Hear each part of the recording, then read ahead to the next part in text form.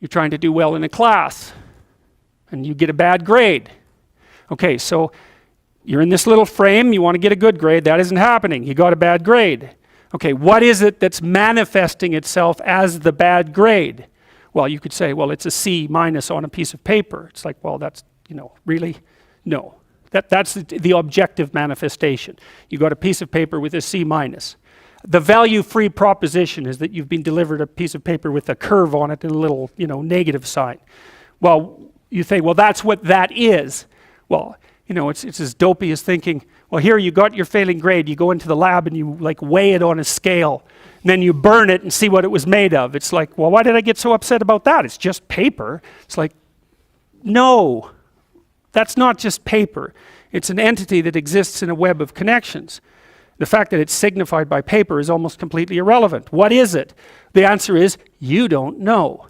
And that's why when you pick it up, you get this paralyzed sinking feeling, because your limbic system is a lot smarter than your perceptual systems. And your perceptual systems say, well, that's a piece of paper, and your limbic system says, nah, for sure, dragon. Right. And so then you're sweating, and then maybe you put it away and you go play video games because, better the hypothetical dragon than the real dragon. And so instead you pull out the piece of paper maybe and you think, okay, why did I get this C minus?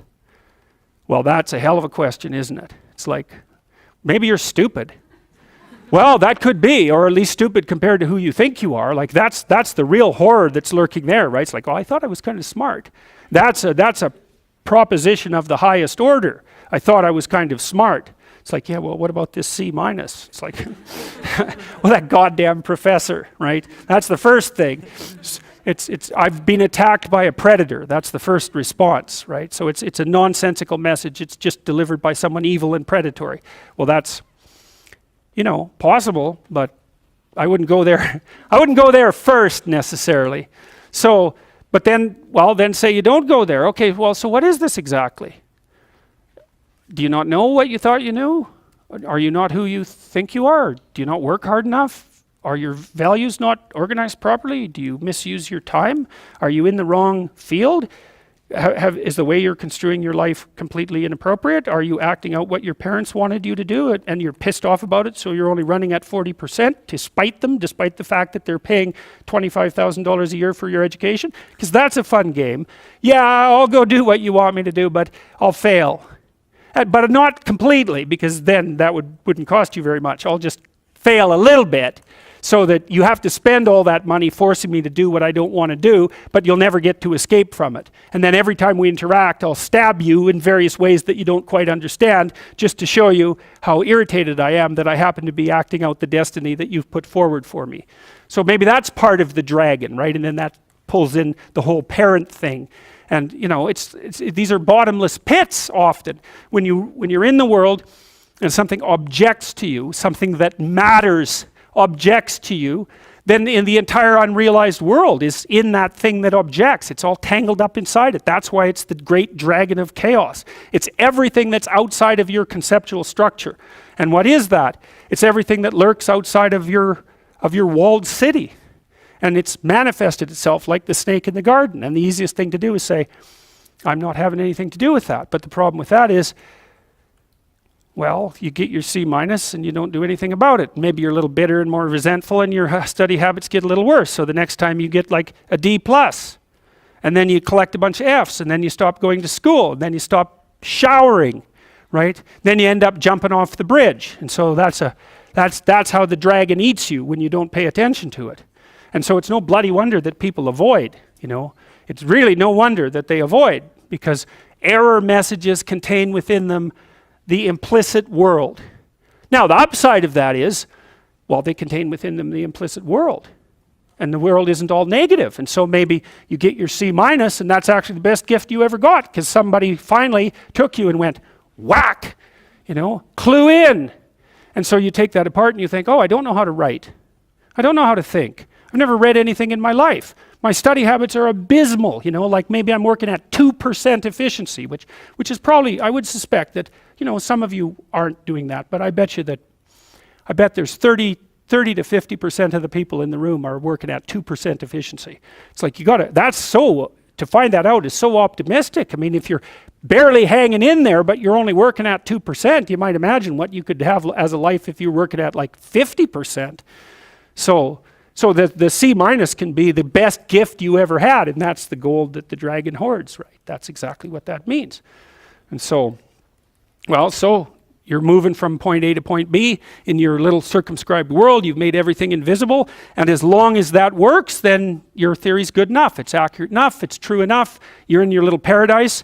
But if something comes up and objects, well, that's where your character is tested fundamentally. That's the character test. It's like, what do you do with messages of error? And that's a tricky issue. Okay, so here's a solution to that. Here's what not to do. I am a bad person. I got to see myself. I'm a bad person. I might as well just go jump off the bridge. It's like, no, that's not good, because what that means is that every time you try to learn something, you're going to make a mistake, because what do you know? So you're going to make mistakes. And if the rule is every time you make a mistake, you're going to go jump off the bridge, then that's not a useful problem-solving strategy. And so when you make a mistake, you don't get to beat yourself to death with a club.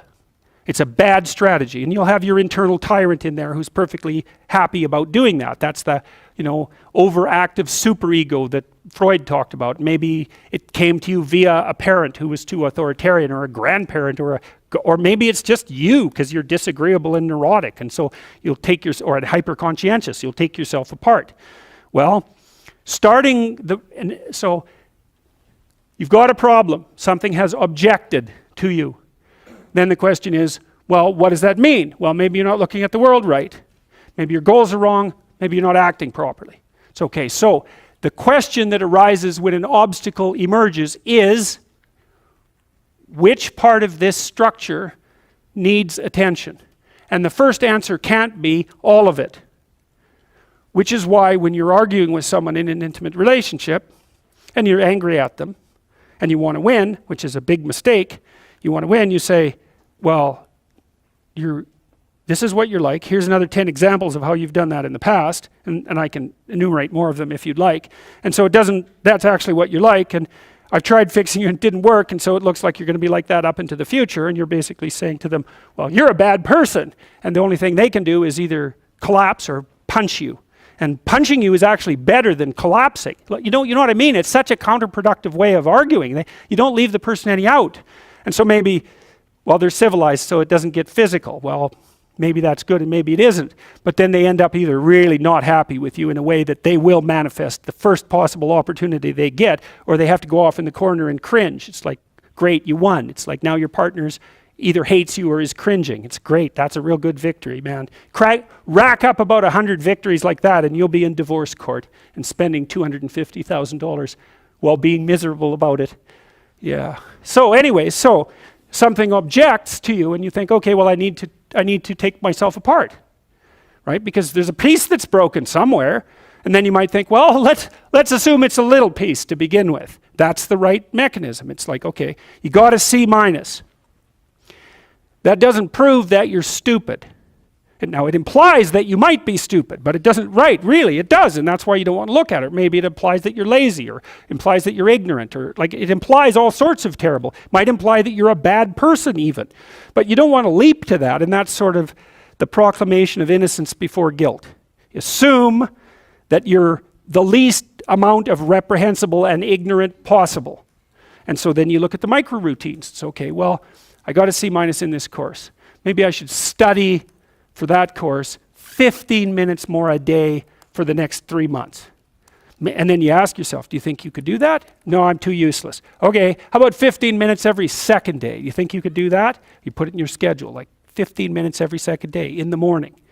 And that's, well, you think, well, what's wrong with me? Well, I'm not very good at managing my study schedule. That's not quite down here at the behavioral level, but it's pretty close, because what you can take an action. You can open up your schedule and you can say, well, mark 15 minutes aside. Then you can practice doing that. It's pretty low level in the hierarchy. It means, well, you're still not a horrible person. You just got to polish up your work ethic.